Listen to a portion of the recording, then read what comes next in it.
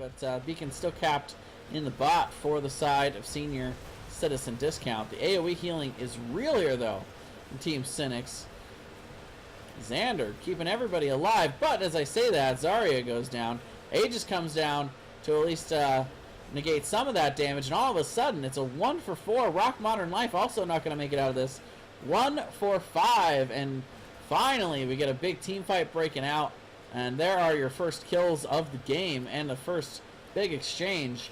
Big win going over to Team Cynics. And again, the sustain taking a little bit of poke damage, but the taunt comes down onto the Falstad. The D-Shield also, though, in return, Red are able to save McNulty. Xander going to go ahead and try and zone a little bit, but Masahiro is here. The X-Strike hits, and again, Stukov falls. The healing power is going to shortly be gone here, and suddenly this is turning into a full team wipe. It turns into at least a 4 for nothing.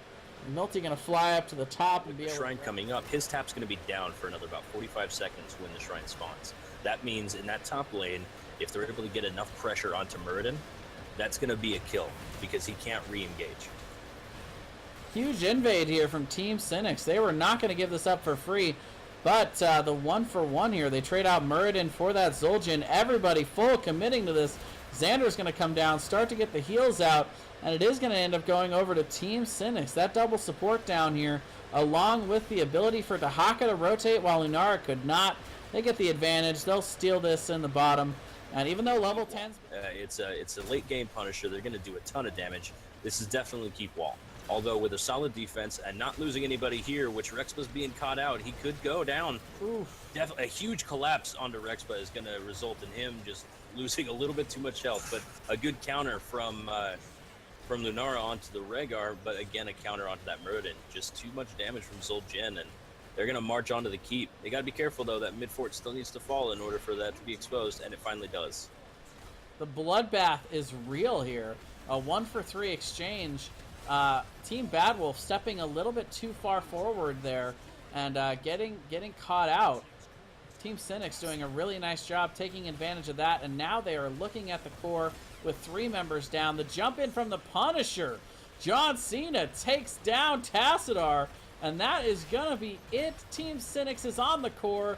It is falling down, and it is going to be Team Cynics moving on from this tiebreaker round to face 2+2. Done a nice job chipping that down.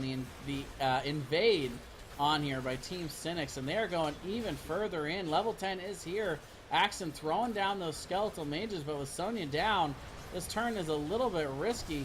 Hollis comes in, is getting poked down though by that Lunara. The web wrap comes down. It'll also be taken down by Reese. No kills so far, but the leap from McNulty is going to secure them the Johanna kill. But so many members low here for the side of 2+2. They're going to have to back up, but Valeno not going to let him go for free. Oh yeah, Vereno's out for blood. He wants this map done. He wants to be able to get that early advantage and get into that next game where they know that they've got all the time to win this. They want this series. So this is definitely could net them a kill or two. So that's why Team Cynics backed up. They understood the the timers on those ults, and ultimately it looks like we're going to have this fight now. But Hollis taking just a ton of damage. Cocoon going down as well, but it's going to ultimately net nothing really as Masahiro's coming in with that Dragon Blade. Redder in the back is going to throw down a stun onto Redder, but Reno's just going in. Masahiro falling as well as the Uther Redder. And that's going to be a full 5 for nothing. Just a massive, massive wipe. And this is going to be game. This is ultimately game. There's nothing that, but Valimar has seen this, and he's ready for it. Yeah, I like the aggressive risk-taking there for Team Cynics. After picking up that Punisher already, they didn't have much to risk. But here they are, rotating to the top. They are going to get that Stitches pick. And looks like they may also end up getting the pick as well onto McNulty, and they will indeed. A 2 Just for nothing an incredible already. ley line. That was so clutch by Valimar to be able to ley line everybody and get on the point, get the camp, and set up the rest of his team to engage and get those kills going. And at this point, with that huge wave in the top lane, incredible. And it's going to show here as they collapse onto Axon. He's going to pop the Mana Addict. He's ultimately going to get out, but it's a huge ley line onto the front two targets. It can be Masahiro and Retord stuck in the front, but a huge amount of damage going down on Zane Hyde as well. He's going to fall. Valimar is going to shortly fall as well. Masahiro just doing so much damage. Rain of Vengeance going to secure another kill onto the Soul Jin, and now it's just up to Vereno and Caleb Reese to get out. They've lost this fight. They don't need to do anything more. They're going to go clear up camps in the bottom and mid lane. Absolutely. Now, we do have all of the ults available by Team Cynics, and with that top lane already pushed so heavily, or well, not pushed, but the top keep pushed so heavily, it could be game here. If they lose this fight, they are down to talents here at this point, but if they lose this fight, this could be game. Valimar getting collapsed upon. He's going to barely escape with his life. That portal come in handy. HotS is going to be able to pop that future vial, and it's going to cause Reno to get collapsed upon and ultimately pass out. Now we have Molten Core being dropped by McNulty, and just a ton of damage being done to the core. Redder and HotS just trying to absorb as much damage as possible. Leyline's going to come out and secure both of them. Masahiro is going to get the vulnerability from the D shield. HotS taking a ton of damage, is going to fall. But with the core at 46%, I think this is just going to be a little bit too much. Redder and Axon, the only two left alive aside from McNulty. And I think McNulty is going to be enough. This is going to be game. Game number 2 going over to the side of 2+2. Somebody out. The force wall is going to zone. They get the stun out onto Stukov. The taunt along with the Rain of Vengeance also to follow it up with the swipe. Going to zone, but not going to be able to zone away those hungering arrows there from Axon as he goes down. But Tassadar also falling here, and 1 for 2 exchange so far. Greymane gets completely blown up there by Axon and McNulty, and this is a really big moment for 2+2. They are getting they're getting really solid trades here. However, they're still going to have to answer to that push in the top lane, the Shaman camp, and Vereno not quite done with these guys yet.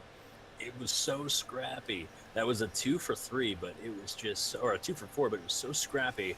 And in the meantime, those giants, or those so low. Why wouldn't you take this fight if you're Team Cynics? The wall, you shall not pass, coming in there from Xander, and a lot of damage coming down onto 2+2.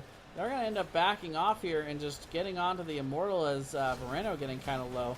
But this is the kind of healer you want. You want a healer like Stukov that's going to be able to bring you up, but the taunt comes out onto the Aegis.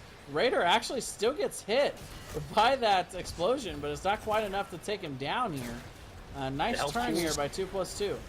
Health pools are low enough on the side of 2+2 that they could net a couple of kills here, but it looks like retreat is on the mind of Team Cynics. They don't need to take this fight. They need to get everybody back online and get ready to go. And start heading towards the bot for a backdoor of their own.